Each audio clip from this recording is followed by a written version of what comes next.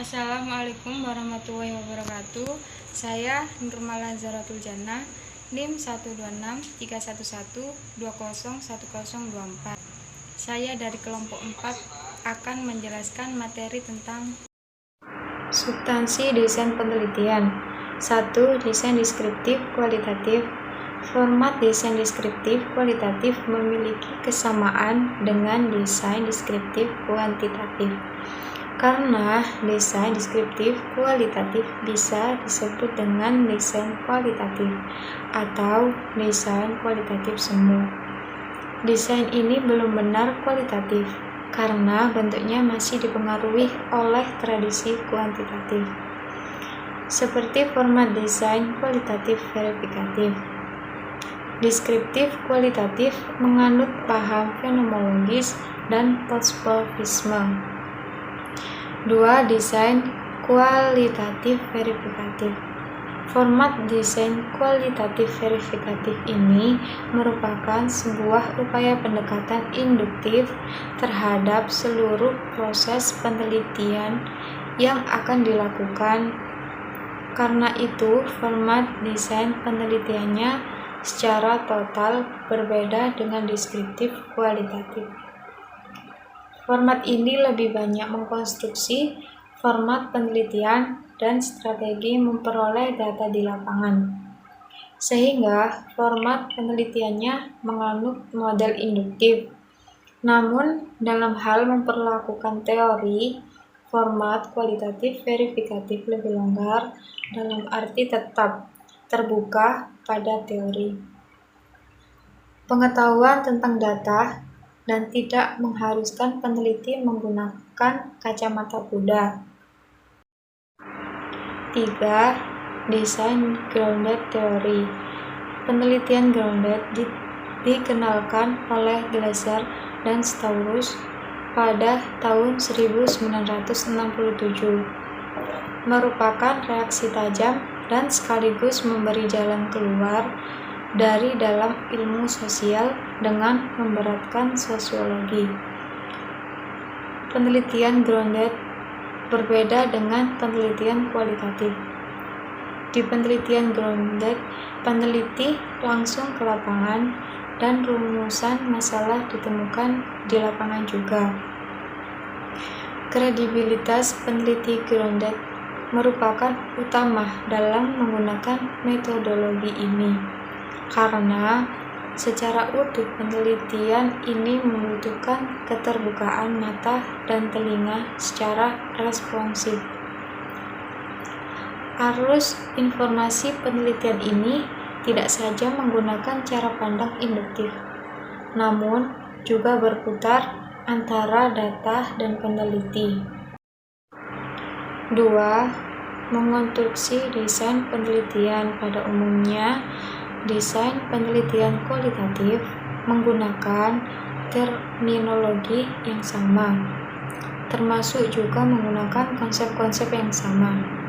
Hampir tidak ada perbedaan yang perlu dijelaskan, kecuali formatnya yang terpisahkan berdasarkan desain masing-masing penelitian kualitatif. Secara umum, contoh bagaimana desain penelitian kualitatif antara lain: 1. Merancang judul penelitian kualitatif. 2. Merancang konsep kualitatif. 3. Rumusan masalah dan tujuan penelitian. 4. Indikasi fenomena. 5. Objek dan informan penelitian. 6. Cara memperoleh informan penelitian. 7. Metode pengumpulan data dan analisis strategi data. 8. Teknik analisis data kualitatif. 9. Fleksibilitas desain penelitian sosial. 10. Masalah teori dalam penelitian kualitatif. Akses peneliti di lapangan. Catatan lapangan merupakan alat yang sangat penting dalam penelitian kualitatif. Pengertian dan kegunaan catatan lapangan menurut Bogdan dan Bigland adalah catatan tentang apa yang didengar, dilihat, dialami, dan dipikirkan dalam rangka pengumpulan data dan refleksi terhadap data dalam penelitian kualitatif. Catatan lapangan berisi kata kunci, frasa, dan pokok pentingnya yang berguna sebagai alat perantara apa yang dilihat, didengar, dirasakan, dicium, dan diraba. Bentuk adalah wajah catatan lapangan yang terdiri dari halaman depan dan halaman-halaman berikutnya disertai petunjuk paragraf dan garis tepi.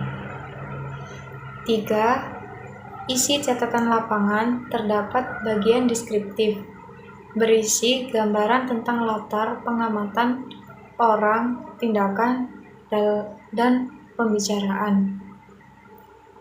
Dan bagian reflektif berisi kerangka berpikir dan pendapat peneliti, gagasan, dan kepeduliannya. 4. Proses penulisan catatan lapangan. Petunjuk dalam penulisan catatan lapangan menurut Bogdan dan Biklen sebagai berikut. 1. Catatan lapangan langsung dikerjakan tanpa menunda waktu sedikitpun.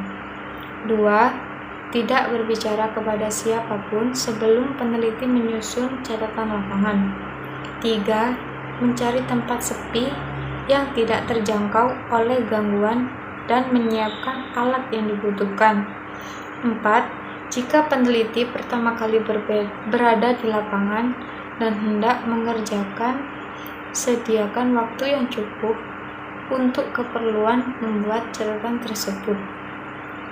5. Membuat kerangka dan diurutkan secara kronologis menggunakan kata konkret bukan abstrak. 6. Disusun secara kronologis atau disusun berdasarkan judul. 7. Percakapan dan peristiwa yang dialami dinyatakan dalam bentuk percakapan atau kalimat langsung. 8. Jika selesai satu catatan lapangan dan juga masih ada yang terlupakan, segeralah memasukkannya, tetapi cukup pada bagian belakangnya saja. 9. Mengatasi dengan menggunakan cara lain mencari suasana untuk sementara waktu dalam menyusun catatan lapangan agar tidak menimbulkan kebosanan.